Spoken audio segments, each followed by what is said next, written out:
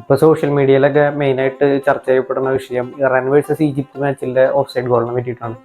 നമ്മൾ ഈ ചാനലിൽ മുമ്പ് ഓഫ് സൈഡിനെ പറ്റിയിട്ട് മുമ്പ് സംസാരിച്ചിട്ടുണ്ട്.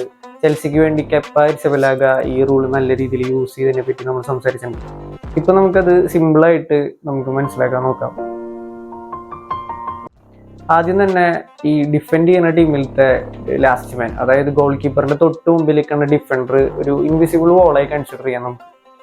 അറ്റാക്കിംഗ് ടീമിലത്തെ അറ്റാക്കർ ഈ ഡിഫൻഡറിന്റെ മുമ്പിലാണെന്ന് വെച്ച് കഴിഞ്ഞാൽ ഓഫ് സൈഡ് പൊസിഷനിലായിരിക്കും. ആ ടീംമേറ്റ്, അതായത് അറ്റാക്കിംഗ് ടീമിന്റെ ടീംമേറ്റ് ബോൾ കിക്ക് ചെയ്യണ അതേ മൊമെന്റ്, അതായത് ആ എക്സാക്ട് മില്ലി സെക്കൻഡിൽ ഈ അറ്റാക്കർ ഡിഫൻഡറിന്റെ മുമ്പിലാണെങ്കിൽ ഓഫ് സൈഡിലും അല്ല പിന്നിലാണെങ്കിൽ ഓൺ സൈഡിലും ആയിരിക്കും. ഇത് നമുക്ക് ഒരു ബോൾ വെച്ചിട്ടും കൺസിഡർ ചെയ്യാം. ബോൾ ഒരു ഇൻവിസിബിൾ ബോൾ പോലെ കൺസിഡർ ചെയ്യുകയാണെങ്കിലും ആ ബോളിന്റെ പിന്നിലാണെങ്കിൽ ഓൺ സൈഡായി നമുക്ക് കളിക്കാൻ പറ്റും. ഇതിനുള്ള ഒരു വലിയ എക്സാമ്പിൾ കോർണർ കിക്കാണ്. കോർണർ കിക്ക് അടിക്കുന്ന സമയത്ത് എല്ലാവരും ഓൺ സൈഡാണ്. ഇത് ഓർത്ത് വയ്ക്കാൻ ഒരു സിമ്പിൾ ആക്ട് നിങ്ങൾക്ക് പറഞ്ഞുതരാം. കോർണർ കിക്ക്, ത്രോ ഇൻ, അതുപോലെ സ്വന്തം ഹാഫിലാണെങ്കിൽ ഒരു പ്ലെയർ ഒരിക്കലും ഓഫ് സൈഡ് പൊസിഷനിലായിരിക്കും. ഇനി മാച്ചിലേക്ക് വരാണെന്ന് വെച്ച് കഴിഞ്ഞാൽ ഈജിപ്തിന്റെ ഗോൾ കീപ്പർ ഓൾറെഡി കിക്ക് എടുക്കുന്ന ടൈമിൽ അഡ്വാൻസ് ചെയ്തിട്ടായിരുന്നു നിന്നിരുന്നത്.